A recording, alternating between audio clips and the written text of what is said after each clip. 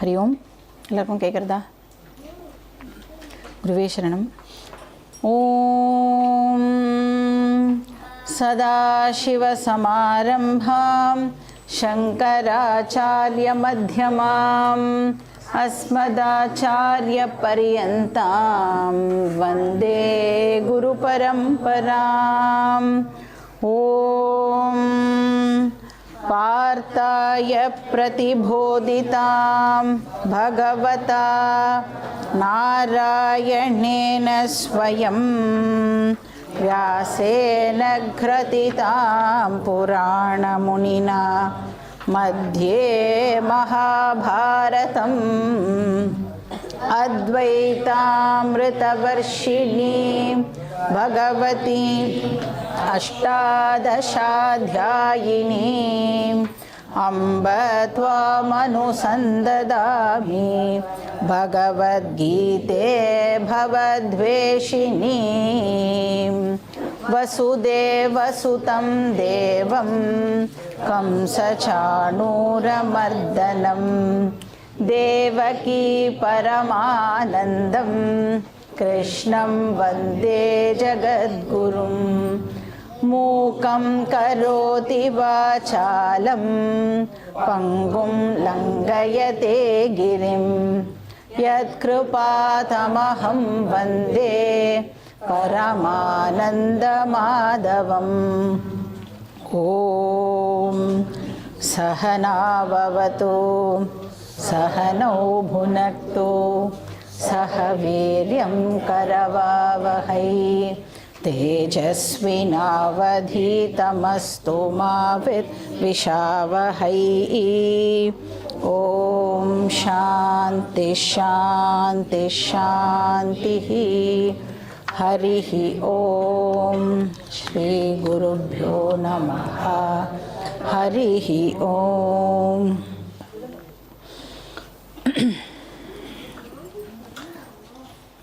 மனுஷன் அவனோட லைஃபோட அல்டிமேட் கோலை அடையிறதுக்கு வேதம் ஒரு இன்ஃப்ராஸ்ட்ரக்சரை ப்ரிஸ்கிரைப் பண்ணியிருக்கு அப்படின்னு பார்த்தோம். இப்போ யாரெல்லாம் இந்த இன்ஃப்ராஸ்ட்ரக்சரை அக்செப்ட் பண்ணிக்கிறாளோ அவளை தான் நம்ம வைதிகா அப்படின்னு சொல்கிறோம். யார் வேதத்தில் சொல்லப்பட்டிருக்கிற விஷயத்தை அக்செப்ட் பண்ணிட்டு அதுபடி தன்னோட வாழ்க்கையை நடத்துகிறாளோ அவளை நம்ம வைதிகா அப்படின்னு சொல்கிறோம். அப்போது வேதம் சொல்கிறபடி நாம் நம்மளோட வாழ்க்கையை நடத்தினோம் அப்படின்னு சொன்னால் நம்மளால் அந்த 4 கோல்ஸையுமே அடைய முடியும்.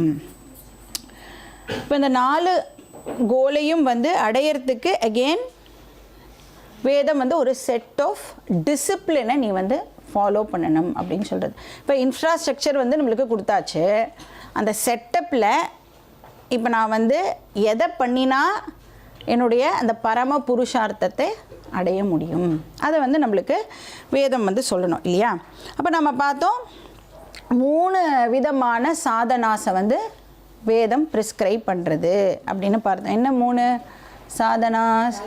Very good.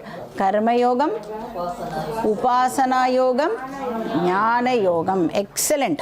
ஸோ இந்த 3 டிசிப்ளின்ஸை நாம் ஃபாலோ பண்ணணும் அப்படின்னு சொல்கிறது.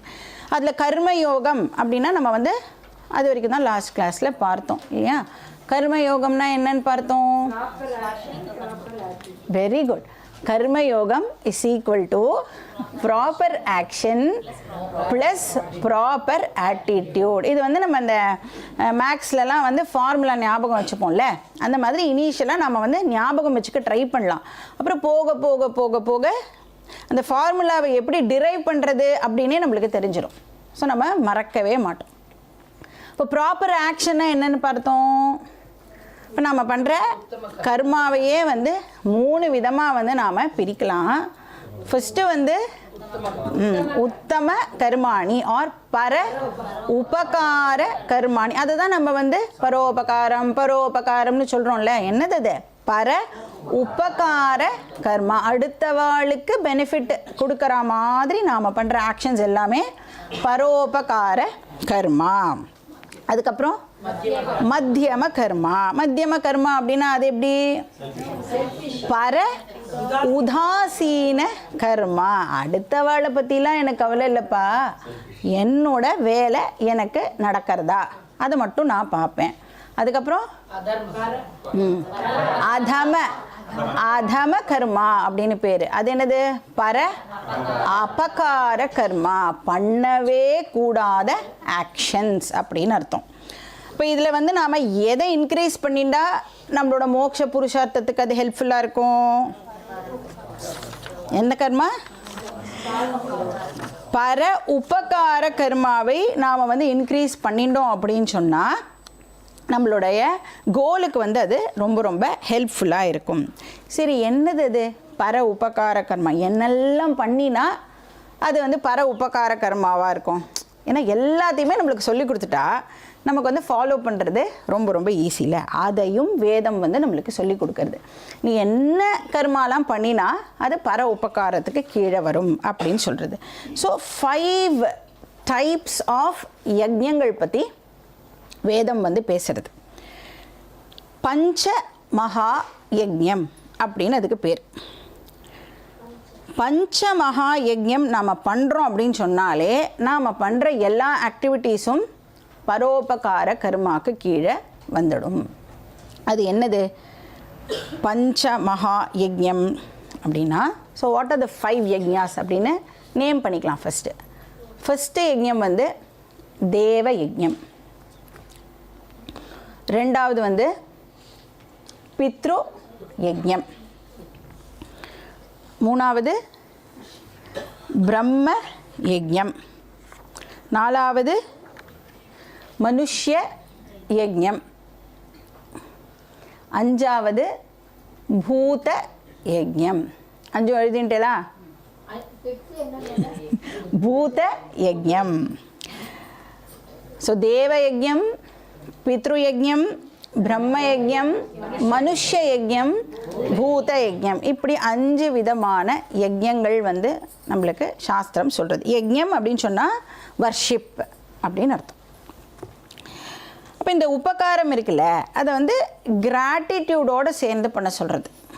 அப்படி பண்ணிட்டா அது பேர் யஜ்ஞம் அப்படின்னு ஆயிடுறது. இப்போ தேவ யஜ்ஞம் அப்படின்னு சொன்னால் பகவானுக்கு நாம் என்னெல்லாம் ஆஃபர் பண்ணுறோமோ அதெல்லாம் வந்து தேவ யஜ்ஞத்துக்கு கீழே வந்துடும். இப்போ நாம் பண்ணுற பூஜை, நாம் பண்ணுற அபிஷேகம், அப்புறம் நம்ம கோவிலுக்கு போகிறது, பிரதட்சணம் பண்ணுறது, என்னெல்லாம் வந்து பகவான் ரிலேட்டட் ஆக்டிவிட்டீஸ்லாம் நம்ம பண்ணுறோமோ அதெல்லாம் வந்து தேவ யஜ்ஞத்துக்கு கீழே வந்துடும். அப்போ நாம் வந்து இப்போ போய் பால் அபிஷேகம் பண்ணுறோன்னு வச்சுக்கோங்க. அவர் வந்து ஒரு வாழைப்பழத்தை நாம் வந்து பகவானுக்கு நிவேதனம் பண்ணுறோம் அப்படின்னா அதை என்ன பண்ணுறார் பகவான்? சூக்ஷ்மமாக தான் எடுத்துட்டு எல்லாருக்கும் அதை வந்து பகவான் வந்து டிஸ்ட்ரிபியூட் பண்ணுறார். இப்போ நிறைய பேர் நீங்கள் வந்து கேட்பா நம்மளை, இந்த மாதிரி இந்த டன்னனை லிட்டராக பகவானுக்கு பால் அபிஷேகம் பண்ணுறதுக்கு பதிலாக ஒரு 100 ஏழைக்கு வந்து சாப்பாடு போடலாமே. அப்போ அவன் என்ன பண்ணுறா அப்படின்னா அந்த யூனிவர்ஸோட ஒன் சைடை மட்டும்தான் அவள் பார்க்குறா, தி அதர் சைடை வந்து அவள் பார்க்கவே இல்லை. இப்போ இதுக்கு வந்து பாகவதம் வந்து பியூட்டிஃபுல்லாக எக்ஸாம்பிள் சொல்கிறது. நம்ம வந்து ஒரு மரம் வளர்க்குறோன்னு வச்சுக்கோங்களேன், அந்த மரத்துக்கு எங்கே தண்ணி விடுவோம்? வேருக்கு தான் நான் தண்ணி விடுவேன். அப்போ அந்த வேரைனா என்ன பண்ணுறது? என்ன கெப்பாசிட்டி இருக்குது அந்த வேருக்கு? கீழேருந்து மேலே வரைக்கும் இருக்கிற ஒரு லீஃபுக்கு கூட அந்த தண்ணியை எடுத்துட்டு போய் சப்ளை பண்ணி அதை ஃபுட்டாக மாற்றி எல்லாத்தையும் வந்து நரிஷ் பண்ணுறதுக்கான கெப்பாசிட்டி அந்த வேருக்கு இருக்குது. நான் என்ன என் லீஃபுக்கு இல்லாமல் தண்ணி வந்து விட்டுருக்கேன்? இல்லையே. அந்த மாதிரி பகவான் அப்படிங்கிறவர் தான் வேர், இந்த யூனிவர்ஸோடைய வேர்.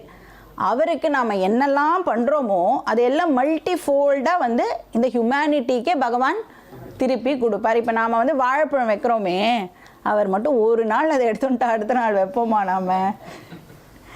ஸோ பகவான் வந்து அதை சூக்ஷ்மமாக எடுத்துட்டு நம்ம என்ன கொடுக்குறோமோ அதை மல்டிஃபோல்டாக ஹியூமனிட்டிக்கு திருப்பி கொடுப்பார். அதனால் வந்து இந்த மாதிரி இது வேஸ்ட்டு அது வேஸ்ட்டு திரவியங்கள்லாம் நாம் வந்து அபிஷேகத்துக்கு யூஸ் பண்ணி வேஸ்ட் பண்ணுறோம் அப்படின்னு நம்ம பேசவே கூடாது. யாராவது கேட்டால் இந்த எக்ஸாம்பிளை சொல்லி நாம் பண்ணுறது பகவான் என்டையர் யூனிவர்ஸுக்காக நம்ம பகவானை ரெப்ரசன்டேட்டிவாக வச்சுட்டு பண்ணுறோம் அப்படின்னு சொல்லணும். அப்போ தேவ யஜ்ஞம்ங்கிறது ஃபஸ்ட்டு யஜ்ஞம். அப்புறம் வந்து அது இன்ஃபேக்ட் நம்ம என்ன சொல்லலாம்னா ரொம்ப லீஸ்ட் எக்ஸ்பென்சிவ்னு கூட சொல்லலாம். நம்மக்கிட்ட என்ன இருக்கோ அதை தானே நம்மளால் பகவானுக்கு கொடுக்க முடியும் இல்லையா? ரொம்ப ஒன்றும் பெருசாக எதுவும் பண்ண வேண்டாம், இருக்கிறத வச்சு நாம் அதை பண்ணலாம். ஆனால் எல்லாத்தையும் எனக்கு பகவான் கொடுத்துருக்கார், அவருக்கு இன்டர்ன் என்னால் என்ன பண்ண முடியறதோ அதை நான் பண்ணுறேன். ஸோ கிராட்டிடியூடோடு நான் வந்து அதை பண்ணுறேன். ரெண்டாவது வந்து பித்ரு யஜ்ஞம். அது நம்மளுடைய ஃபோர் ஃபாதர்ஸுக்கு நாம் காட்டுற கிராட்டிடியூட். எதுக்கு நாம் நம்மளோட ஃபோர் ஃபாதர்ஸுக்கு வந்து நன்றி கடன் செலுத்தணும்? இப்போது நமக்கு கரண்ட்டாக இந்த சரீரம் இருக்குது அப்படின்னா அதுக்கு யார் காரணம்? என்னோட அப்பா அம்மா இமீடியட் காரணம். என்னோட அப்பா அம்மாவுக்கு யார் காரணம்?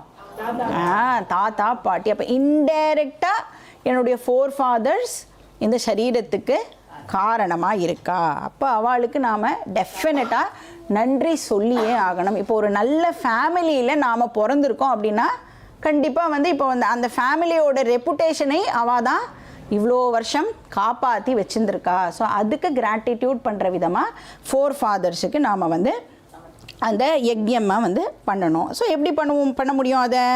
அதான் வந்து இந்த தர்ப்பணம், ஸ்ராதம் இதெல்லாம் பண்ணுறோம் இல்லையா? அப்புறம் சில பேர் வந்து அமாவாசை அன்னைக்கு அதை வந்து இந்த படையல் வாட் எவர் ஒருத்தருக்கு வந்து ஒரு ஃபேமிலி வழக்கம் இருக்கும், ஒரு ட்ரெடிஷன் இருக்கும். அதை வந்து நாம் அந்த ஃபோர் ஃபாதர்ஸை ஞாபகம் வச்சுண்டு அவளுக்கு கிராட்டிடியூட் பண்ணுற விதமாக அந்த ஆக்டிவிட்டியை நாம் வந்து பண்ணுறோம். ஸோ இது எப்படி இருக்கும்? இது எப்படி பரோபகாரம் ஆகும் அப்படின்னா, இப்போ வந்து நம்ம ப்ரைம் மினிஸ்டர் இருக்கார்ல, ப்ரைம் மினிஸ்டர் வந்து ஒரு ப்ரைம் மினிஸ்டர் ரிலீஃப் ஃபண்டு அப்படின்னு ஒன்று க்ரியேட் பண்ணியிருக்கார் இல்லை? அப்போ அதுக்கு என்ன பண்ணலாம்? யாராலெல்லாம் கான்ட்ரிபியூட் பண்ண முடியுமோ அவெல்லாம் என்ன சின்ன வகையில் நம்மளால் பண்ண முடியுமோ பண்ணினோம் அப்படின்னா ஏதாவது ஒரு விஷயத்துக்கு அதை வந்து யூஸ் பண்ணிப்பா. எதர் இது டிசாஸ்டராக இருக்கலாம், இல்லைனா ஏதாவது டெவலப்மெண்டல் ப்ராஜெக்டாக இருக்கலாம், எதுக்கு வேணாலும் வந்து அந்த ஃபண்டை வந்து யூஸ் பண்ணுவாள். அது மாதிரி நாம் பண்ணுற இந்த பித்ரு யஜ்ஞம் வந்து ப்ரைம் மினிஸ்டர் ரிலீஃப் பண்ண PMRFல இது வந்து PRF பித்ரு ரிலீஃப் ஃபண்ட் அப்படின்னு வச்சுக்கலாம். ஏன் அப்படின்னு பார்த்தேன்னா, இப்போ நீங்கள் வந்து தர்ப்பணம் பண்ணுற வாழ்க்கெலாம் தெரிஞ்சிருக்கும். அவள் வந்து ஒரு மந்திரம் சொல்வாள், ஏஷாம் ந மாதா ந பிதா அப்புறம் ந பிராத்தா ந பந்து நானிய கோத்ரிணா. அப்போ அவளுக்கு என்ன? அதெல்லாத்துக்கும் தே சர்வே திருப்தி மாயாந்து மயோ சிருஷ்டைஹி குஷை ஸ்திலைஹி அப்படின்னு ஒரு மந்திரம் சொல்லுவாள். என்னது அது? தெரியாமலே இவ்வளோ வருஷமாக நம்ம சொல்லியிருக்கோமே. என்னது அது? யாருக்கெல்லாம் அம்மா இல்லையோ, யாருக்கெல்லாம் அப்பா இல்லையோ, யாருக்கெல்லாம் பிரதர்ஸ் இல்லையோ, இல்லை யாருக்கு வந்து ரிலேட்டிவ்ஸே இல்லையோ, அவள் எல்லாருக்கும் நான் பண்ணுற இந்த தர்ப்பணமானது போய் சேரட்டும். இப்போ எத்தனையோ பேருக்கு பசங்களே இருக்க மாட்டாளே, அவளுக்கெல்லாம் யார் தர்ப்பணம் பண்ணுவா? இப்போ யாரெல்லாம் தர்ப்பணம் பண்ணுறாளோ அப்போ நம்மளோட வேதம் வந்து எவ்வளோ ஒரு கம்பேஷனோட எல்லாத்தையும் வந்து க்ரியேட் பண்ணி வச்சுருக்கு பாருங்க. இப்போ நீ வந்து உனக்கு தெரியாமலே நீ என்ன பண்ணிட்டு இருக்க? எல்லாருக்கும் வந்து திருப்தி அளிக்கிற மாதிரியான ஒரு தர்ப்பணம். தர்ப்பணம் அப்படின்னாலே என்ன? ப்ளீஸ் பண்ணுறதுக்காக நான் இந்த ஆக்டிவிட்டியை பண்ணுறேன், அதுக்கு பேர் தான் தர்ப்பணம். அப்போ யாருக்கெல்லாம் இல்லையோ அவளுக்கு எல்லாருக்கும் கூட சேர்த்து நானே பண்ணுறேன், அவள் எல்லாரும் திருப்தி அடையட்டும் அப்படின்னு ஒரு. அப்போ பித்ரு யஜ்ஞம் வேஸ்ட்டா? என்னுடைய ஃபோர் ஃபாதர்ஸ்க்கு மட்டும் நான் பண்ணுறேனா? இல்லை, இந்த என்டையர் யூனிவர்ஸில் யாருக்கெல்லாம் யாருமே இல்லையோ அவளுக்கும் சேர்த்து நான் வந்து பண்ணுறேன். அப்போ அது கண்டிப்பாக வந்து பரோபகாரமாக இல்லையா? பரோபகார கர்மாணி. மூணாவது வந்து பிரம்ம யஜ்ஞம். இதுவும் வந்து நம்மளுடைய கிராட்டிடியூடை காமிக்கிறதுக்கு. ஆனால் யாருக்கு கிராட்டிடியூடை காமிக்கிறோம்? ரிஷிகளுக்கு நம்மளுடைய கிராட்டிடியூடை தெரிவிக்கிறது. ஏன்னா ரிஷிகள் என்ன பண்ணியிருக்கா? வேதத்தை நம்மளுக்கு ரிசீவ் பண்ணி இப்போ இந்த ஃபார்மில் நம்மளுக்கு கொடுத்துருக்கா. அதனால் பிரம்ம அப்படின்னு சொன்னால் வேத அப்படின்னு அர்த்தம். ஸோ பிரம்ம யஜ்ஞம்னா வேத யஜ்ஞம் அப்படின்னு எடுத்துக்கலாம். ஸோ இதில் வந்து என்ன பண்ணுறோன்னா வேதத்தையே நாம் வந்து வர்ஷிப் பண்ணுறோம். ஸோ ரிஷிகளே வர்ஷிப் பண்ணுறோம். ரிஷி பத்னி தர்ப்பயாமி, ரிஷிம் தர்ப்பயாமி, எல்லாம் பிரம்ம யஜ்ஞம் அப்படின்னு ஒரு போர்ஷன் ஒன்று பண்ணுவாள் தர்ப்பணம் போது. ஸோ ரிஷிகளுக்கு வந்து நம்மளுடைய கிராட்டிடியூடை நாம் வந்து தெரிவிக்கிறோம். ஏன்னா இப்போ இந்த டீச்சிங் வந்து இப்போ லைவாக இருக்குது அப்படின்னா அதுக்கு யார் காரணம்? ரிஷிகள் தான் அதுக்கு மெயின் காரணம் இல்லையா? அதனால் அவளுக்கு நம்மளுடைய மரியாதையை நாம் வந்து செலுத்துகிறோம். ஸோ எப்படி வந்து பண்ண முடியும் அப்படின்னா, ஒன்று வந்து வேத மந்திரங்களை சாண்ட் பண்ணுறது மூலமாக இந்த கிராட்டிடியூடை நாம் வந்து தெரிவிக்கலாம்.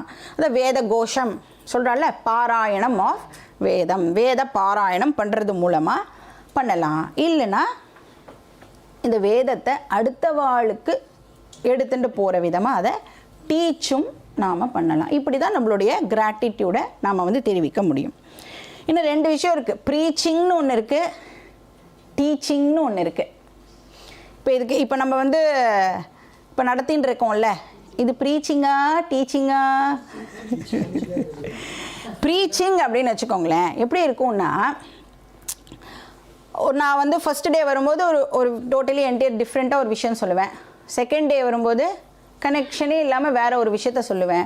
எப்படி இருக்கும் அப்படின்னா, இப்போ இந்த டிஸ்கோர்ஸ்லாம் போனேன்னு வச்சுக்கோங்க, ராமாயண நவாகம் இல்லை ஏதாவது ஒரு பக்த பிரகல்லாதா அப்படிலாம் போனால் அப்படியே நம்மளுக்கு அழுகையெல்லாம் வரா மாதிரி நிறைய விஷயங்கள் எல்லாம் சொல்லி, அப்போ அந்த நேரத்துக்கு அது அப்படியே ஹித்தமளிக்கிற மாதிரி இருக்கும். அதுக்கப்புறம் பிரவச்சனம் முடிஞ்சதுக்கப்புறம் அது வந்து நம்மளை விட்டு போயிடும். அப்போ அட்வைசஸ்லாம் நடுவில் அங்கங்கே இப்படி இரு அப்படி இருக்கணும், பாருங்கோ அவளை பார்த்து நம்ம இந்த வேல்யூவை கற்றுக்கணும் அப்படின்னு சும்மா ரொம்ப வந்து இந்த அட்வைஸாக இருக்கும். ஆனால் டீச்சிங் அப்படின்னு சொன்னால் சிஸ்டமேட்டிக்காக கன்சிஸ்டண்ட்டாக ஒரு லெங்த் ஆஃப் டைமுக்கு ஒரே டீச்சருக்கு கீழே போய் படிக்கிறதுக்கு பேர் டீச்சிங் அப்படின்னு அர்த்தம். இப்போ நான் வந்து போன கிளாஸில் என்ன சொன்னேனோ அதுலேருந்து தானே நெக்ஸ்ட் கிளாஸ் ஆரம்பிக்கிறேன். அதனால தான் நம்மளால் ஆன்சர் பண்ண முடியறது. ஸோ கன்சிஸ்டண்ட்டாக எந்த நாம் வந்து படிக்கிறோமோ அதை தான் நம்ம டீச்சிங் அப்படின்னு சொல்ல முடியும். சரி, அது எப்படி இது வந்து எப்படி பரோபகாரமாக இருக்க முடியும்? ஏன்னா நாலேஜை மட்டும் ஒரு பர்சனுக்கு நாம் கொடுத்துட்டோம் அப்படின்னு சொன்னால் அவனுடைய entire family is taken care of இல்லையா? இப்போ அது ஆப்வியஸாக வந்து பரோபகாரமாக தான் இருக்க முடியும். ஏன்னா கிருஷ்ணர் வந்து சொல்லுவார் 18th சாப்டரில், யார் கீதா டீச் பண்ணுறாளோ அவளை எனக்கு ரொம்ப பிடிக்கும் அப்படின்னு சொல்லுவாள். போனால் போகிறது யார் கீதா படிக்கிறாளோ அவளையும் எனக்கு ரொம்ப பிடிக்கும் அப்படின்னு சொல்லுவார். அப்புறம் 4வது வந்து மனுஷ்ய யஜ்ஞம். இது நம்மளுக்கு தெரிஞ்ச விஷயம். மனுஷ்ய யஜ்ஞம்னா என்ன?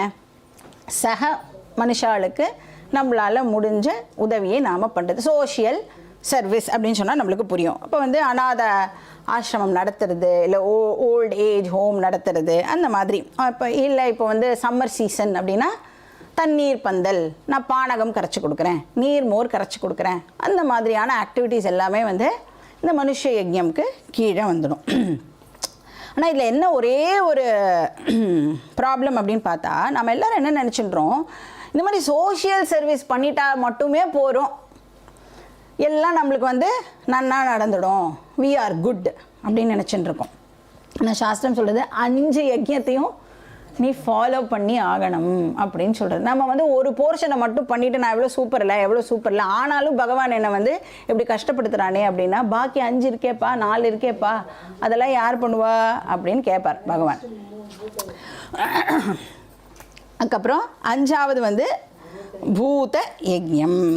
ஸோ மனுஷனை தவிர மற்ற ஜீவராசிகளுக்கு நம்மளால் என்ன ஹெல்ப் பண்ண முடியுமோ அதை பண்ணுறதுக்கு பேர் பூத யஜ்ஞம். ஸோ ஒரு செடிக்கு தண்ணி விடுறதோ, இல்லைனா ஏதாவது ஒரு அனிமலை வந்து பார்த்துக்கிறதோ, அந்த மாதிரி ஆக்டிவிட்டீஸ் எல்லாம் வந்து பூத யஜ்ஞம்க்கு கீழே வந்துடும். அப்புறம் என்வாயர்மெண்ட்டை பொல்யூட் பண்ணாமல் இருக்கிறது, இதெல்லாம் கூட நாம் பண்ணுற பூத யஜ்ஞம். குப்பை போடாமல் இருக்கிறது, நம்மளுடைய என்வாயர்மெண்ட்டை வந்து சுத்தமாக வச்சுக்கிறது, இதெல்லாமே வந்து பூத யஜ்ஞத்துக்கு கீழே வந்துடும்.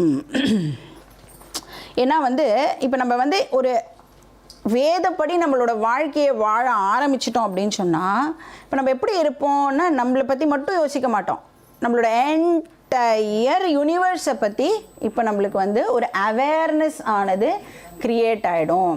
குப்பை போடக்கூடாது அப்படின்னா இமீடியட்டாக என்னது, என்னோடய தெருவே இப்போ வந்து நல்லா இருக்கணும்னு யோசிப்பேன். அப்புறம் வேறு எங்கேயாவது ஒரு வேறு ஸ்டேட்டுக்கு போகும்போது அப்போ கூட என்ன தோணும்னுக்க, ஐயோ இப்படி இருக்கே, இதுவும் நல்லா இருந்தால் பெட்டராக இருக்குமே, அதுக்கு என்ன முயற்சி பண்ணலாம் அப்படின்னு எனக்கு என்னுடைய இது வந்து விரிவடையும் இல்லையா. அப்போ நம்ம வந்து ஒரு என்டையர் யூனிவர்ஸையே வந்து நம்ம கன்சிடர் பண்ணி நம்மளோட வாழ்க்கையை வந்து வாழ ஆரம்பிப்போம். அதனால தான் இப்போ இந்த சந்தியாவந்தனம்லாம் பண்ணும் பொழுது ஆதித்யம் தர்ப்பயாமி, அப்புறம் என்னது சோமம் தர்ப்பயாமி, இந்த மாதிரி எல்லாம் கிரகங்களெல்லாம் கூட வந்து நாம் வந்து கிராட்டிடியூட் இன்க்ளூட் பண்ணுறோம். எல்லாத்த பற்றின அவேர்னஸோட நம்மளோட வாழ்க்கையை வந்து நம்மளால் வந்து வாழ முடியும். ஸோ இதுக்கு பேர் பஞ்சமகா யஜ்ஞம்.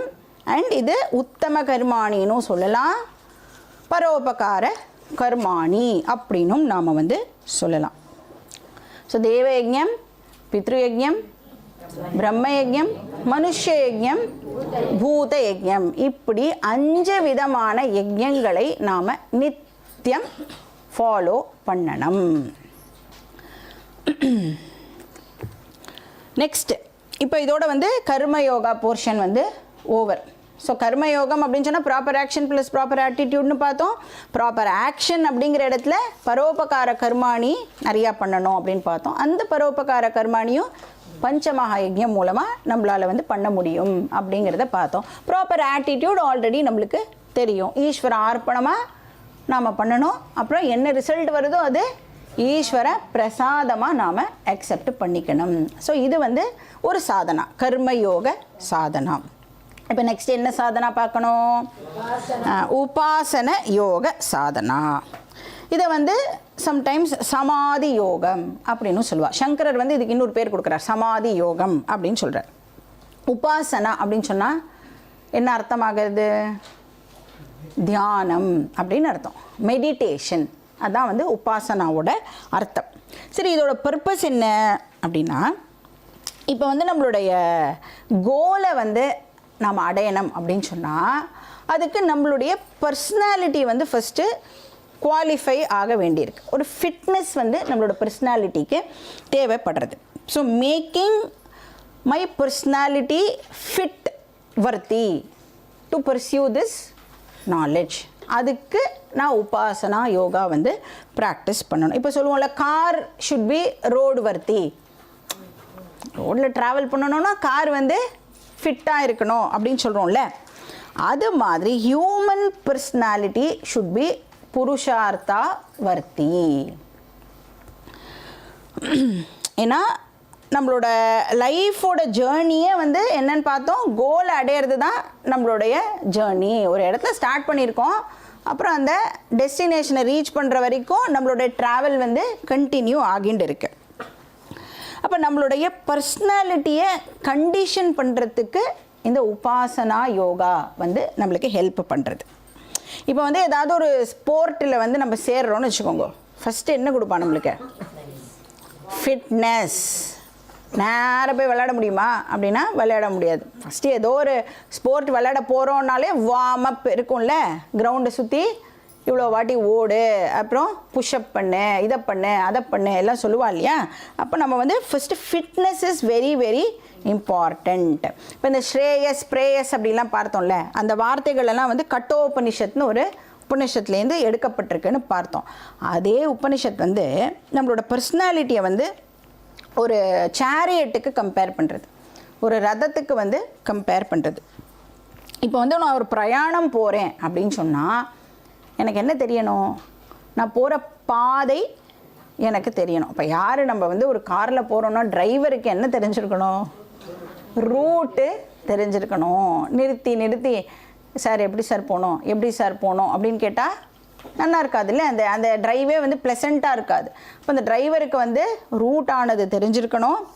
அதுக்கப்புறம் அந்த போகிற பாதையும் வந்து இப்போ வந்து ஃபாஸ்ட்டாக போயிடலாம், சீக்கிரம் போயிடலாம் அப்படின்னு மேடும் பழமுமா இருக்கிற ரோட்டில் கூட்டின்னு போனால் அது எப்படி இருக்கும், அதுவும் வந்து நம்மளுக்கு ரசிக்காது. அப்போது அந்த பாதையும் வந்து ஒரு நேரான பாதையாக நல்ல பாதையாக இருக்கணும்.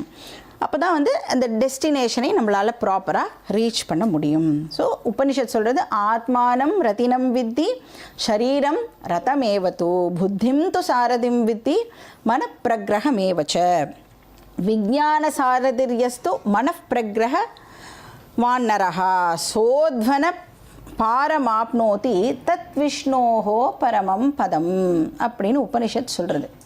ஸோ விஷ்ணோஹோ அப்படின்னா இந்த இடத்துல பிரம்மன் அப்படின்னு அர்த்தம். அந்த பிரம்மன்கிற அந்த பரம பதத்தை நாம் வந்து அடையணும் அப்படின்னு சொன்னால் நம்மளுடைய பர்சனாலிட்டி வந்து அதுக்கு ஃபிட்டாக இருக்க வேண்டியதாக இருக்குது. இப்போ நம்மளோட பர்சனாலிட்டியை ஆஸ் சச் நம்ம எடுத்துட்டோம்னா it is very very complex. இப்போ நம்மளை பற்றி அனலைஸ் பண்ணணும்னு வச்சுக்கோங்க. கார்த்தால் எழுந்துட்ட உடனே எல்லாமே ஓகேவாக தான் இருக்குது. ஒரு 11 மணி ஆகும்பொழுது லைட்டாக இரிட்டேஷன் இருக்குது. அப்புறம் 1 மணி ஆச்சுன்னா சல்லு புல்லு தான், பயங்கர எரிச்சலாக இருக்குது. அப்புறம் ஒரு 4 மணி 5 மணிக்கு சரி போ நம்ம வாழ்க்கையே இப்படி தான் அப்படின்னு ஒரு சலிப்பு ஏற்படுறது. மறுபடியும் 8-9 மணிக்கு வேறு ஒரு இமோஷன். ஸோ நம்மளை அனலைஸ் பண்ணோன்னா இட் இஸ் வெரி காம்ப்ளெக்ஸ். நான் எந்த கேட்டகரியில் என்னை வந்து போட்டுக்கலாம் அப்படின்னு எனக்கே வந்து இப்போது தெரியாமல் இருக்குது. அப்போ சாஸ்திரம் வந்து என்ன பண்ணுறது, நம்மளுடைய பர்சனாலிட்டியை நிறைய லேயர்ஸாக வந்து டிவைட் பண்ணுறது. ஸோ அகெயின் வந்து எதை பொறுத்து டிவைட் பண்ணுறோம் அப்படின்னு நம்மளுக்கு தெரியணும். ஸோ எந்த ஒரு டிவிஷனுமே ஆன் வாட் பேசிஸ் அப்படின்னு நம்மளுக்கு தெரியணும். ஸோ ஒரு ஆங்கிளில் வந்து சாஸ்திரம் 5 லேயர்ஸாக நம்மளோட பர்சனாலிட்டியை பிரிக்கிறது. அதெல்லாம் என்னென்னு நம்ம டீட்டெயில்டாக பின்னாடி பார்க்கலாம். அப்புறம் இன்னொரு ஆங்கிள்லேருந்து பார்த்தா 3 லேயராக பிரிக்கும். அந்த 3 லேயர்லேயே 2 வகை இருக்குது. ஒன்று வந்து ஷரீரத்ரயம் அப்படின்னு பிரிக்கும். இன்னொன்று வந்து நம்ம எல்லாருக்கும் தெரிஞ்சு இப்போ இந்த காயிகம் வாச்சிகம் மானசம் அப்படின்னா நம்மளுக்கு தெரியும்ல. காயிகம் வாச்சிகம் மானசம். காயிகம்னா என்னது? ஷரீரம், உடம்பால் நாம் என்னெல்லாம் பண்ணுறோமோ காயிக கர்மா அப்படிலாம் சொல்கிறோம்ல. இப்போ ஃபிசிக்கல் பர்சனாலிட்டியை வந்து காயிகம் அப்படின்னு பிரிக்கிறது. இப்போ வந்து இந்த உடம்பு வந்து இல்லை அப்படின்னு சொன்னால் நம்மளால் வாழ்க்கையில் எதையுமே ஃபஸ்ட்டு அடையவே முடியாது. ஸோ இந்த ஃபிசிக்கல் பாடி வந்து வெரி வெரி இம்பார்ட்டன்ட். அது வந்து தர்மார்த்த காமாவாக இருக்கட்டும் இல்லை மோக்ஷாவாக கூட இருக்கட்டும், 4 புருஷார்த்தத்துக்குமே நம்மளுக்கு physical body is very important. அதனால சாஸ்திரம் என்ன சொல்கிறது, உடம்பை நீ ரொம்ப பத்திரமாக பார்த்துக்கணும் அப்படின்னு சொல்கிறது. ஸோ ஃபிசிக்கல் பாடியை நெக்லெக்ட் பண்ணாதே. ஸோ வந்து ஆரோக்கியமாக வச்சுக்கணும். அதுக்காகவே நிறைய ரிச்சுவல்ஸ்லாமும் வந்து வேதம் வந்து ப்ரிஸ்கிரைப் பண்ணுறது. நம்மளுடைய அந்த ஆரோக்கிய திருடகாத்திரதா அதுக்கெல்லாம் வந்து நிறைய ரிச்சுவல்ஸ்லாம் இருக்குது. ஸோ வியாதி இல்லாத உடம்பாக இருக்கணும். ஏன்னா ஸ்பிரிச்சுவல் பர்சியூட் இருக்குல்ல. இப்போ இந்த மாதிரி 1 hour உட்காந்து கேட்கணுன்னா உடம்பு ஒத்துழைக்கணுமா வேண்டாமா? அதுக்கு கால் வலி இருக்கக்கூடாது, முதுகு வலி இருக்கக்கூடாது. அட்லீஸ்ட் அந்த 1 hour என்னோடய உடம்பு வந்து எனக்கு கோஆப்ரேட் பண்ணணும். அதனால சாஸ்திரமே நிறைய மந்திரங்கள்லாம் இருக்குது. என்னுடைய ஃபிசிக்கல் பாடி வந்து ஃபிட்டாக இருக்கணும் அப்படின்னு சொல்கிறது. பத்ரம் கர்ணேபி ஸ்ருணுயாம தேவாஹ பத்ரம் பஷ்யே வாக்ஷபிர்யஜத்ராஹ ஸ்திரைரங்கைः ஸ்துஷ்டுவாஹும் சஸ்தனூபிः व्यशेम देवहि तय्यतायुः. இப்போ ஸ்திரைர் அங்கைஹி, என்னுடைய அங்கங்கள் எல்லாம் ஸ்திரமாக இருக்கணும். பத்ரம் கருணேபி, என்னுடைய காதுகள் பத்திரமாக இருக்கணும். எதுக்கு பத்திரமாக இருக்கணும்? வேத சப்தங்களை கேட்கறதுக்கு என்னுடைய காதுகள் பத்திரமாக இருக்கணும். இப்போ சில பேர் வந்து இந்த உடம்பை வந்து ரொம்ப கேஷுவலாக விட்டுடுவா, வரும்போது பார்த்துக்கலாம் அப்படின்னு விட்டுடுவாள்ல. ஆனால் கிருஷ்ணரே வந்து ஹெல்த் எப்படி வந்து பார்த்துக்கணும் அப்படிங்கிறதுக்கு சாப்டரில் சொல்லுவார் பின்னாடி. ஸோ அளவான சாப்பாடு, அளவான எக்ஸசைஸ், அளவான தூக்கம், இது 3 இருந்ததுன்னா நம்மளுடைய ஹெல்த் வந்து ஓரளவுக்கு நல்லாவே இருக்கும். ஸோ ஸ்பிரிச்சுவாலிட்டிக்குள்ளே நாம் என்டர் ஆகிறோம் அப்படின்னு சொன்னால் ஃபஸ்ட்டு காயிகம் பார்த்துக்கணும். 2வது லேயர் வாச்சிக்கம். வாச்சிக்கம்னா என்னது? பேச்சு. வெரி வெரி இம்பார்ட்டண்ட் பேச்சு அப்படிங்கிறது. ஸோ இந்த ஸ்பீச் டிசிப்ளின் இருக்குல்ல, வெரி இம்பார்ட்டண்ட். இப்போ பின்னாடி சாப்டரில் சொல்லுவார் கிருஷ்ணர், நீ வந்து உன் வாயை திறந்து பேசுகிற அப்படின்னு சொன்னால் அந்த வேர்ட்ஸ் எல்லாம் வந்து 4 டைப்ஸ் ஆஃப் ஃபில்டர் தாண்டி தான் ஒரு வார்த்தையும் வரணும் அப்படின்னு சொல்கிறார். ஸோ அனுத்வேகரம், சத்தியம், பிரியம், ஹிதம் இப்படின்னு 4 ஃபேக்டர்ஸ், பேராமீட்டர்ஸ் கொடுக்குறார். அனுத்வேகரம் அப்படின்னா அஹிம்சையை கடைப்பிடிக்கிறதுன்னு அர்த்தம். பேசும் பொழுது அஹிம்சாவை கடைப்பிடிக்கிறது. அதுக்கப்புறம் சத்தியம் அப்படின்னா நமக்கே தெரியும், இந்த சத்தியத்தை மட்டும்தான் பேசணும். எனக்கு தெரிஞ்ச சத்தியத்தெல்லாம் பேசக்கூடாது, நான் பேசுறது சத்தியமாக இருக்கணும். சத்தியமேவ ஜெயத்தே எங்கேயோ கேட்டிருப்போம். நம்மளோட எம்பளமில் இருக்குல்ல, அது எங்கேருந்து எடுத்திருக்கான்னா முண்டக்க உபனிஷத்னு ஒரு உபனிஷத், அதனோட வாக்கியம் அது. சத்தியமேவ ஜெயத்தே, நீ சத்தியத்தை ஃபாலோ பண்ணினேன்னா உனக்கு மோட்சம் கண்டிப்பாக உண்டு அப்படின்னு சொல்கிறது. அப்புறம் 3வது பிரியம், ப்ளசண்ட் வேர்ட்ஸ், மானே, தேனே, பொன்மானே அப்படின்னெல்லாம் போட்டு பேசுறது. அப்புறம் நம்மளுக்கு பக்கத்தில் இருக்கிற வாளுக்கு மட்டும் கேட்குற மாதிரி பேசினா போகிறோம், 8 ஊருக்கு கத்தி நாம் பேச வேண்டாம். அதுதான் வந்து பிரியம். 4வது வந்து ஹிதம். ஹிதம்னா அடுத்த வாளுக்கு எது நல்லதோ அதை நான் பேசுகிறதுக்கு பேர் ஹிதம். இப்போ வந்து யாரோ ஒருத்தர் பாவம் நமக்கு முன்னாடி உட்காந்து நம்ம பேசுகிறத கேட்குறாள்ல, அவளுக்கு நான் பேசுகிறது நன்மையை மட்டுமே பயக்க வேண்டும் அந்த மாதிரி. இப்போ நம்ம பேசுகிறத கேட்குறதுக்கே அவளுக்கு இஷ்டம் இல்லைன்னு வச்சுக்கோங்க, அப்பையும் நாம் பேசுகிறத கண்டினியூ பண்ணால் அதுக்கு பேர் ஹிம்சான்னு பேர். எழுந்து வந்துடணும். ஸோ இது வந்து காயிக அம்சம். 3வது வாச்சிக அம்சம். இது 3வது வந்து மானச அம்சம். இது வந்து மென்டல் கண்டிஷனிங்.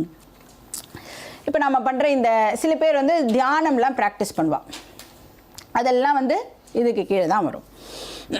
நம்ம மைண்டை வந்து ஃபிட் ஆக்கிக்கிறதுக்கு நிறைய வழிகள் வந்து சாஸ்திரம் நம்மளுக்கு சொல்லி கொடுக்கறது. ஸோ அதில் ஒன்று வந்து இந்த மெடிடேஷன் ஆர் உபாசனா ஆர் தியானம். இப்போ மைண்டை வந்து டைரெக்டாக நம்மளால் வந்து ஹேண்டில் பண்ண முடியுமா அப்படின்னு கேட்டால் டைரெக்டாக நம்மளால் ஹேண்டில் பண்ண முடியாது.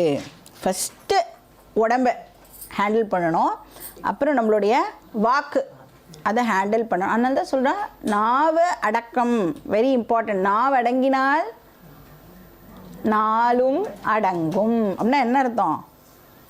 5 சென்ஸ் ஆர்கன்ஸ் இருக்கா நம்மளுக்கு? என்னெல்லாம் சென்ஸ் ஆர்கன்ஸ் இருக்கு?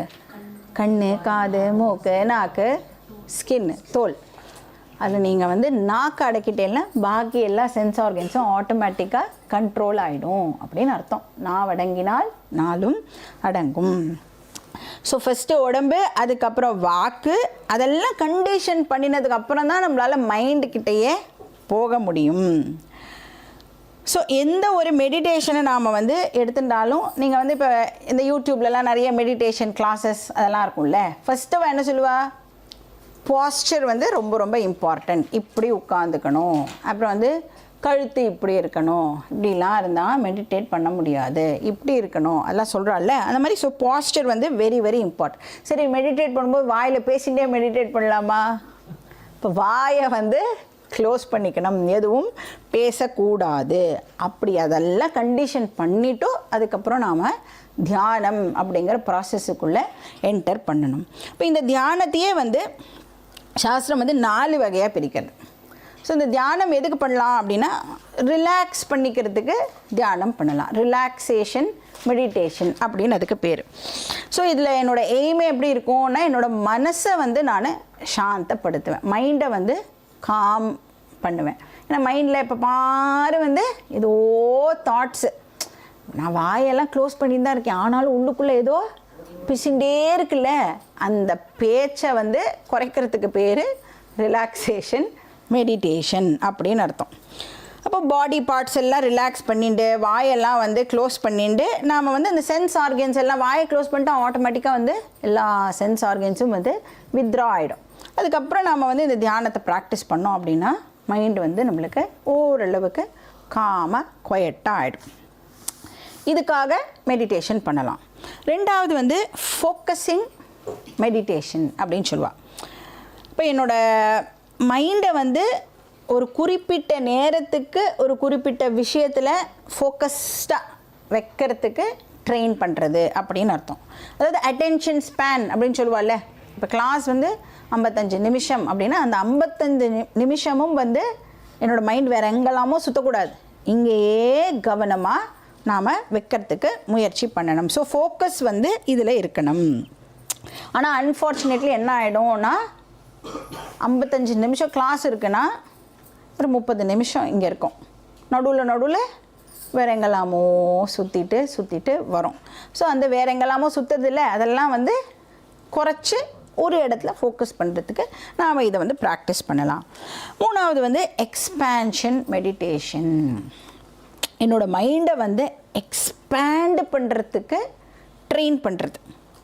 அப்போ எப்படி பண்ணலாம் அப்படின்னா, இந்த மொத்த பிரபஞ்சத்தையும் நாம் வந்து இப்போ விஷுவலைஸ் பண்ணி பார்க்கணும். அப்படியே அந்த சீக்கு முன்னாடி பீச்சில் போய் நின்னா எப்படி இருக்கு, எவ்வளோ பறந்து விரிஞ்சு இருக்கு, நம்மளோட கண்ணுனால் எவ்வளோ தூரத்துக்கு பார்க்க முடியுமோ அவ்வளோ தூரத்துக்கு நம்ம பார்க்குறோம்ல, அந்த மாதிரி இப்போ மைண்டை யூஸ் பண்ணி எவ்வளோ தூரத்துக்கு நம்மளால் இமேஜின் பண்ண முடியுமோ அவ்வளோ தூரத்துக்கு நாம் வந்து இமேஜின் பண்ணணும். அப்போது அந்த மாதிரி நம்ம விஷுவலைஸ் பண்ணினோம் அப்படின்னு சொன்னால் நமக்குன்னு ஒரு 4-5 ப்ராப்ளம் இருக்குல்ல நம்மளோட லைஃப்பில், அதெல்லாம் ரொம்ப இன்சிக்னிஃபிகண்ட்டாக ஆகிடும்.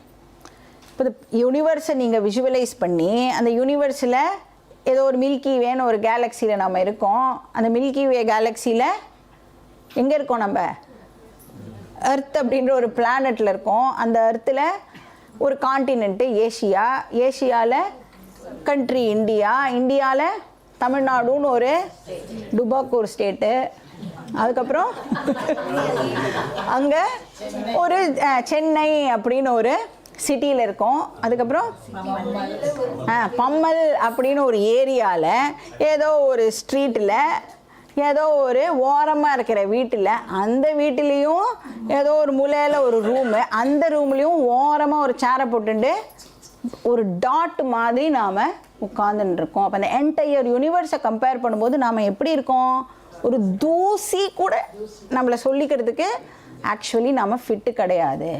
அப்படி இருக்கே உன் ப்ராப்ளமை போய் பெருசாக யூனிவர்ஸ் லெவலுக்கு பேசுகிறியே, அது நியாயமா? அதனால் வந்து எக்ஸ்பேன்ஷன் மெடிடேஷன் ப்ராக்டிஸ் பண்ணினோம் அப்படின்னா நம்மளுடைய எல்லா ப்ராப்ளம்ஸும் எப்படி ஆகிடும்னா, ச்சே இதுக்கா போய் நான் இவ்வளோ அலட்டின்றேன் அப்படின்ற மாதிரி நம்மளுக்கு ஆகிடும். ஸோ டோட்டல் மைண்டை நாம் வந்து எக்ஸ்பேண்ட் பண்ணிக்கணும். எவ்வளோ தூரம் நாம் நம்மளோட மைண்டை எக்ஸ்பேண்ட் பண்ணிக்கிறோமோ அவ்வளோ சீக்கிரம் நம்மளுக்கு இந்த விஷயமானது புரியும். ஏன்னா நம்ம வந்து படிக்க வந்திருக்கிறது இன்ஃபினிட் பிரம்மன் பற்றி படிக்க வந்திருக்கோம். நான் என்னோடய ஃபேமிலி அப்படியே அந்த 4 பேரை பற்றி மட்டும்தான் யோசிக்கக்கூடிய மனசு எனக்கு இருக்குது அப்படின்னா அதை எக்ஸ்பேண்ட் பண்ணினா தான் இன்ஃபினிட்டை பற்றி நம்மளால் புரிஞ்சிக்க முடியும். அதுக்கப்புறம் 4th வந்து வெரி இம்பார்ட்டண்ட், வேல்யூ மெடிடேஷன். இப்போ அதாவது நம்மக்கிட்ட இருக்கிற சில நல்ல குணங்களை எல்லாம் நாம் வந்து இன்க்ரீஸ் பண்ணிக்கிறதுக்கு நாமளே வந்து உட்கார்ந்துட்டு மெடிடேட் பண்ணணும். ஏன்னா அதுக்கு எது வந்து ரொம்ப இம்பார்ட்டண்ட் ஆகுறது அப்படின்னா, இப்போ நம்ம வந்து ஒரு திங்கிங் பேட்டர்ன் இருக்கும், ஒருத்தருக்கும் வந்து ஒரு திங்கிங் பேட்டர்ன் இருக்கும்.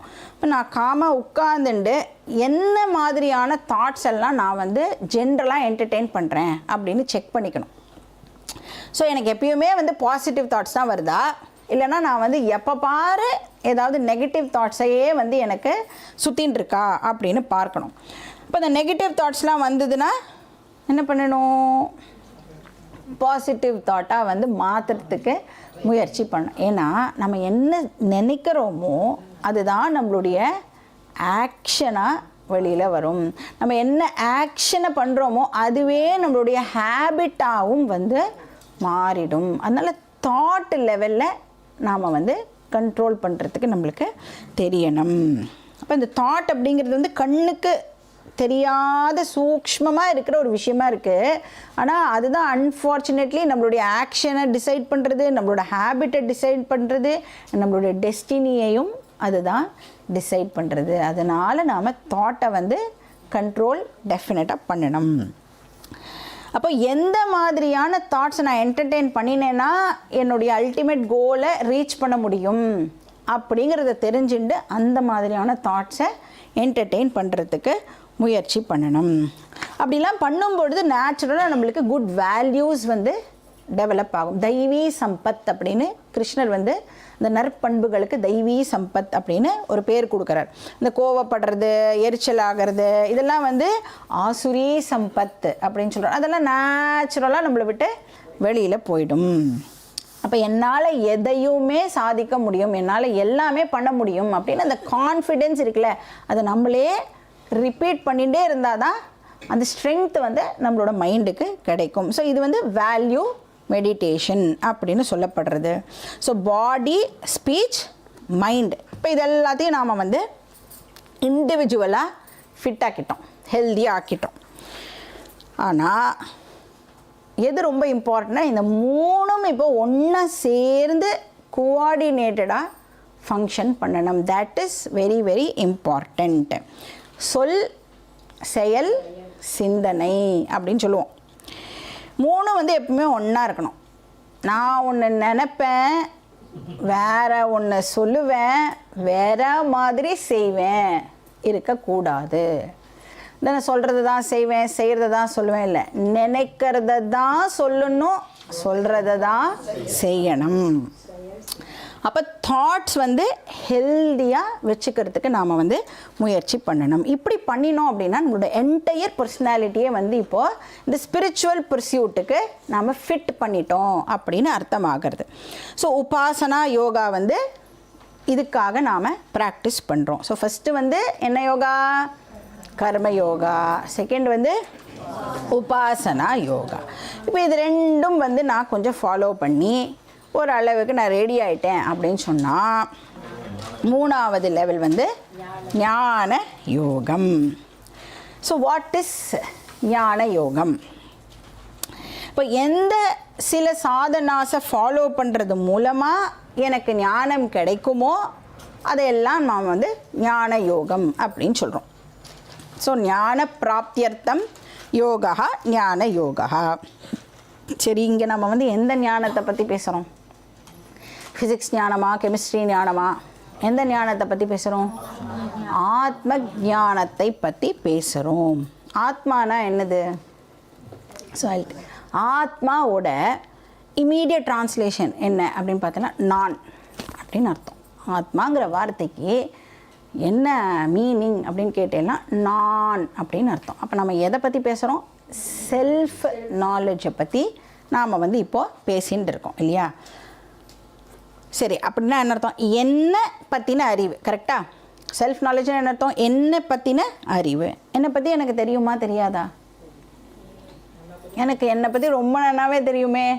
ஏன் உங்களை பற்றி கூட எனக்கு ரொம்ப நல்லா தெரியும். என்னை பற்றி எனக்கு என்ன தெரியும்? ஐ ஆம் ஸோ அண்ட் ஸோ. நான் வந்து இத்தனாம் தேதி பிறந்திருக்கேன், இந்த பர்சனுக்கு பிறந்தேன், இந்த ஏரியாவில் வாழ்ந்துட்டுருக்கேன், இந்த படிப்பு படிச்சிருக்கேன், இந்த பொசிஷனில் நான் இப்போ இருக்கேன். இதெல்லாம் தான் என்னை பற்றி நான் தெரிஞ்சு வச்சுட்டுருக்கிற விஷயம். இவ்வளோ ஹைட்டு, இவ்வளோ வெயிட்டு, இந்த கலரு எல்லாம் எனக்கு என்னை பற்றி தெரியும். அப்படி சொன்னால் சாஸ்திரம் என்ன கேட்கும் நம்மள? அது உன்னுடைய ஃபிசிக்கல் பர்சனாலிட்டி. நான் வந்து உன்னை பற்றி உனக்கு தெரியுமான்னு கேட்டேன், உன்னுடைய ஃபிசிக்கல் பர்சனாலிட்டி பற்றி உனக்கு தெரியுமான்னு கேட்கவே இல்லையே அப்படின்னு சொல்லும். அப்படின்னா என்ன தெரிஞ்சுக்கலாம் அதுலேருந்து? அது நான் இல்லை. அப்போ செல்ஃப் நாலேஜ் அப்படிங்கிறது என்னோட உண்மையான ஸ்வரூபத்தை பற்றி தெரிஞ்சுக்கிறது செல்ஃப் நாலேஜ். இப்போ என்னோட பேசிக் நேச்சர் என்ன, என்னோட எசன்ஸ் என்ன அப்படின்னு தெரிஞ்சுக்கிறதுக்கு பேர் ஆத்ம ஞானம். அதுக்கு தான் சாஸ்திரம் வந்து ஆத்மா அப்படின்னு நீ வந்து ஆத்மா அப்படின்னு சொல்கிறது. அதை பற்றி தெரிஞ்சுக்கிறதுக்கு ஆத்ம ஞானம்னு ஒரு பேரையும் வந்து கொடுக்கறது. ஸோ இதை நாம் வந்து தெரிஞ்சுக்கணும்னா அதுக்கு சில டிசிப்ளின்ஸை ஃபாலோ பண்ணணும் அப்படின்னு சொல்கிறது. சரி, இப்போ வந்து மோட்ச புருஷார்த்தத்தை அடையணும் அப்படின்னு சொன்னால் அதுக்கு எது ரொம்ப அவசியமாகிறதுனா ஆத்ம ஞானம் அவசியமாகுது. ஆத்ம ஞானம் வந்துடுத்துனா மோக்ஷம் அடைஞ்சாச்சு அப்படின்னு அர்த்தமாகுது. Then what is moksha? மோக்ஷம்னா என்னன்னு பார்த்தோம், 2வது கிளாஸில் பார்த்தோம். மோக்ஷம்னா என்னது? பிரேயஸ்லேருந்து விடுதலை அடையிறதுக்கு பேர் மோக்ஷம் அப்படின்னு பார்த்தோம். தர்ம அர்த்த காம இது 3லேருந்து நான் விடுதலை அடையிறதுக்கு பேர் மோக்ஷம் அப்படின்னு பார்த்தோம். ஏன்னா இந்த தர்ம அர்த்த காம என்ன பண்ணுறதுன்னா நம்மளை 2 விதமாக பந்தப்படுத்துறது அப்படின்னு பார்த்தோம். ஒன்று வந்து அதோட ப்ரெசன்ஸ் வந்து எனக்கு பாரமாகிடுறது, இன்னொன்று அதோட ஆப்சன்ஸ் வந்து ஒரு வெறுமையை க்ரியேட் பண்ணிடுறது. இப்போ நம்ம வந்து ஃபேமிலியில் இருக்கோன்னு வச்சுக்கோங்களேன், ஒரே ப்ராப்ளம் ஒரே டென்ஷன் அப்படின்னா ஒரு சமயம் நம்மளுக்கு என்ன தோன்றுறது, பா எல்லாரையும் விட்டுட்டோம் எங்கேயாவது ஒரு ஆசிரமத்தில் அக்கடான்னு போய் இருக்க மாட்டோமா அப்படின்னு தோன்றுறது. சரி அக்கடான்னு போய் ஆசிரமத்தில் இருக்கோம்ல, 2 நாள் தான் இருப்போம். 3வது நாள் ஐயோ எப்படாப்பா வீட்டுக்கு போவோம், ஒரே தனிமையாக இருக்கே, ஒரே வெறுமையாக இருக்கே அப்படின்னு தோன்றதா இல்லையா? இப்போ சாஸ்திரம் வந்து என்ன சொல்கிறது, நீ வந்து இந்த வேர்ல்டு உனக்கு கொடுக்குற ப்ராப்ளம்ஸ்லேருந்து ஃப்ரீயாக இருக்கிறதுக்கு உனக்கு இந்த ஆத்ம ஞானம் வந்து தேவைப்படுறது அப்படின்னு சொல்கிறது. இப்போ நீங்கள் வந்து அந்த ஃப்ரீயாக இருக்கிறதுன்னு சொல்கிறோம்ல, அந்த ஃப்ரீடம் இருக்குல்ல, அந்த ஃப்ரீடமை எதை கொடுக்கும் உனக்கு அப்படின்னா ஆத்ம ஞானத்தினால மட்டுமே அந்த ஃப்ரீடமை உனக்கு கொடுக்க முடியும். இப்போ இந்த இன்னர் ஃப்ரீடம், அந்த இன்னர் ஃப்ரீடம் வந்து நம்மளுக்கு கிடச்சிடுத்தோம் அப்படின்னா அது வந்து 3 விதமாக நம்மக்கிட்ட எக்ஸ்ப்ரெஸ் ஆகும். எப்படி அப்படின்னா, என்னோடய வாழ்க்கையில் வந்து எந்த விஷயத்தை மாற்றவே முடியாதோ அதை அக்செப்ட் பண்ணிக்கிற மெச்சூரிட்டியை அது எனக்கு கொடுத்துடும். அக்செப்டன்ஸாக அந்த நாலேஜ் வந்து எக்ஸ்ப்ரெஸ் ஆகும். 2வது, எதையெல்லாம் மாற்ற முடியுமோ அதையெல்லாம் எப்படி பெஸ்ட்டாக மாற்ற முடியுமோ அதை மாற்றுறதுக்கான எஃபர்ட்டை என்னால் போட முடியும். அது வந்து கரேஜாக எக்ஸ்ப்ரெஸ் ஆகும். 3வது, எதையெல்லாம் மாற்ற முடியும் எதையெல்லாம் மாற்ற முடியாது அப்படின்னு தெரிஞ்சுக்கிற அறிவு நமக்கு வந்துடும். விஸ்டமாக அது எக்ஸ்ப்ரெஸ் ஆகும். இப்போ வந்து ஒரு விஷயத்தை மாற்றவே முடியாது அப்படின்னு தெரிஞ்சு கொடுத்தோன்னா அதை பற்றி புலம்பியோ அழுதோ புரண்டோ அழிச்சாட்டியம் பண்ணியோ நோ யூஸ். அப்போ எது புத்திசாலித்தனம்? அக்செப்ட் பண்ணிட்டு போகிறது தான் புத்திசாலித்தனம். அதனால அதுக்கு என்ன பேர்? சாய்ஸ்லெஸ் சிச்சுவேஷன் அப்படின்னு பேர். சாய்ஸ்லெஸ் அப்படின்னால என்ன அர்த்தம்? மரியாதையாக அக்செப்ட் பண்ணிக்கோ அப்படின்னு அர்த்தம். You don't have a choice. Accept பண்ணிக்கிறத தவிர்த்து you don't have a choice. அப்போ அக்செப்டன்ஸ் வந்து நேச்சுரலாக நம்மளுக்கு வந்துடும். இப்போ சாய்ஸ் இருக்குதுன்னு எனக்கு தெரிஞ்சிடுதுன்னா அதை வந்து எப்படி பெஸ்ட்டாக அடைய முடியும் அப்படிங்கிறதுக்கு என்னெல்லாம் நான் ட்ரை பண்ணணுமோ அத்தனையும் என்னால் ட்ரை பண்ண முடியும். இதெல்லாம் பண்ணுறதுக்கு முதல்ல எனக்கு என்ன தெரிஞ்சிருக்கணும்? எதையெல்லாம் மாற்ற முடியும்னு தெரியணும், எதை மாற்ற முடியாதுன்னு எனக்கு தெரியணும். ஸோ அந்த ஐடென்டிஃபை பண்ணுறதுக்கு எனக்கு அறிவானது இருக்கணும். ஸோ இப்படி மட்டும் நாம் பண்ணிட்டோம் அப்படின்னு சொன்னால் வாழ்க்கையே எப்படி இருக்கும் அப்படின்னா ஆனந்தமாக இருக்கும். அப்புறம் நம்மளை பார்த்து எல்லோரும் கேட்போம், உங்களால் மட்டும் எப்படி இப்படி இருக்க முடியுது, எப்போவுமே எப்படி நீங்கள் ஆனந்தமாகவே இருக்கீங்க அப்படின்னு டெஃபினட்டாக எல்லோரும் உங்களை வந்து கேட்பா. ஸோ இதெல்லாம் வந்து செல்ஃப் நாலேஜோட பெனிஃபிட்டாக நம்மளுக்கு கிடைக்கக்கூடிய விஷயம். சரி, செல்ஃப் நாலேஜை எப்படி அடையிறது? இப்போ நாலேஜ் அப்படின்னு சொல்லிட்டாலே, அறிவு அப்படின்னு சொல்லிட்டாலே என்ன வந்துடும்? புத்தி இந்த இடத்துல நேச்சுரலாக வந்துடும் இல்லையா? இப்போ அறிவு அப்படின்னா டெஃபினட்டாக அதை நாம் தெரிஞ்சுக்கணும். அண்டர்ஸ்டாண்டிங்கை தானே அறிவுன்னு சொல்கிறோம். ஒரு விஷயத்தை புரிஞ்சுக்கிறத தான் நாம் வந்து அறிவு அப்படின்னு சொல்கிறோம். இப்போ நான் எந்த பற்றி தெரிஞ்சுக்கணும் அப்படின்னு சொன்னாலும் அதுக்கு வந்து நான் ஒரு இன்ஸ்ட்ருமெண்ட்டை பயன்படுத்தி ஆகணும். இப்போ நான் வந்து ஒரு அறிவை அடையணும் அப்படின்னு சொன்னேன்னா அந்த அறிவை எனக்கு எந்த இன்ஸ்ட்ருமெண்ட் கொடுக்குமோ அந்த இன்ஸ்ட்ருமெண்ட்டை இப்போ நான் யூஸ் பண்ணி ஆகணும்.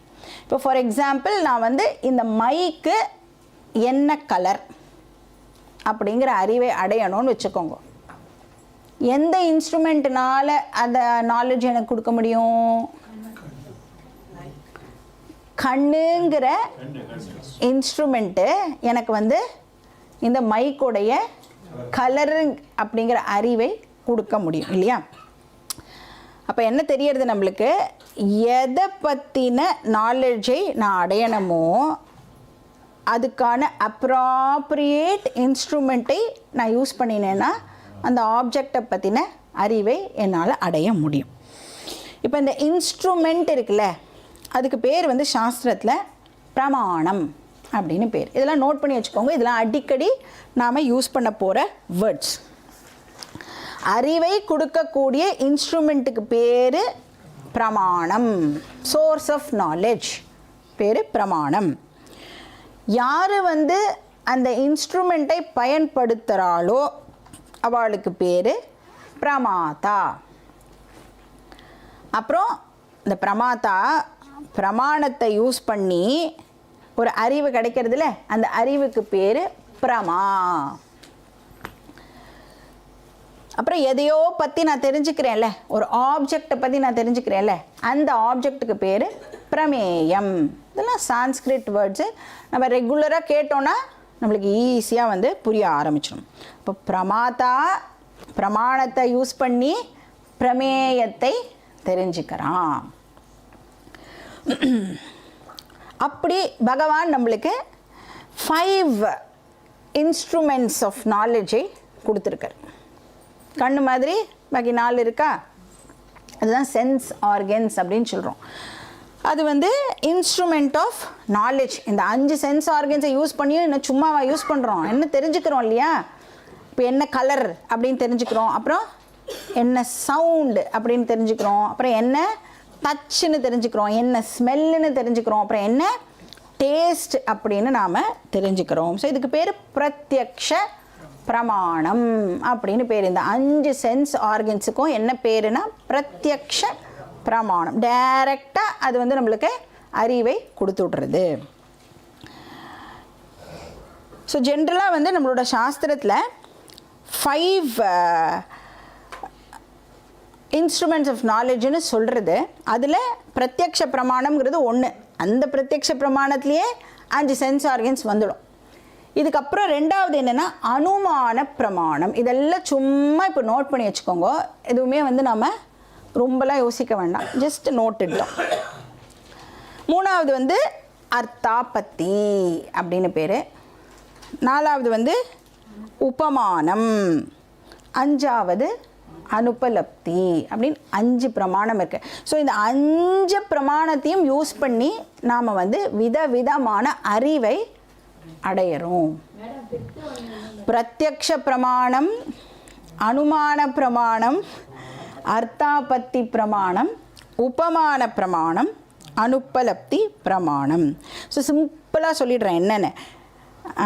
அனுமான பிரமாணம் அப்படின்னு சொன்னோன்னா, இப்போ இந்த பிரத்யக்ஷத்தில் நிறைய டேட்டாவெல்லாம் கலெக்ட் பண்ணுறோம்ல, அந்த டேட்டாவை அதாவது இது வந்து பிளாக்காக இருக்குது, இது வந்து ஒயிட்டாக இருக்குது அப்படிலாம் கலெக்ட் பண்ணி வைக்கிறோம்ல, அந்த டேட்டாவை கலெக்ட் பண்ணி அதுக்கப்புறம் ஒரு விஷயத்தை நாம் இன்ஃபர் பண்ணுவோம்ல.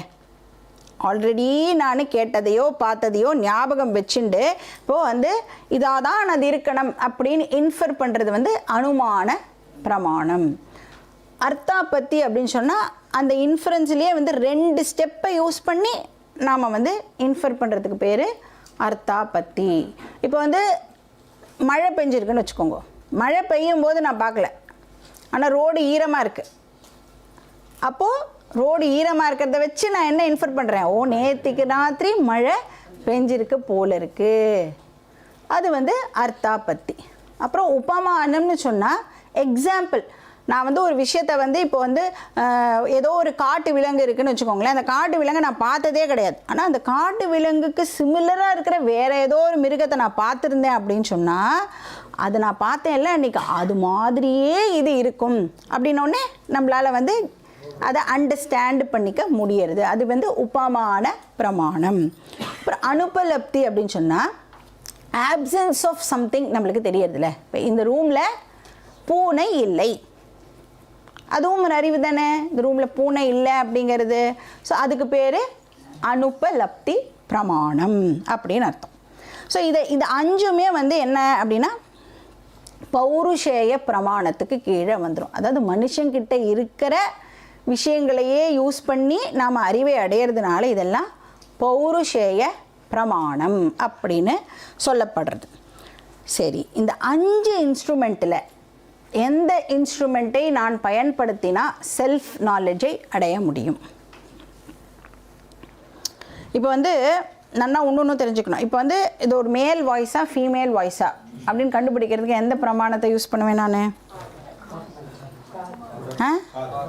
காது அப்படிங்கிற பிரமாணத்தை யூஸ் பண்ணுறேன், ரைட்டா? நீங்கள் வந்து எவ்வளோ பெரிய ஆளாக இருந்தாலும் மேல் வாய்ஸா ஃபீமேல் வாய்ஸாங்கிறத கண்ணை வச்சு தெரிஞ்சுக்க முடியாது. கரெக்டு தானே? கண்ணை வச்சு என்ன தெரிஞ்சுக்க முடியும்? கலர்ஸ் அண்ட் ஃபார்ம்ஸ், என்ன ஷேப்பில் இருக்குது, என்ன கலரில் இருக்குது, இதுதான் தெரிஞ்சுக்க முடியும்.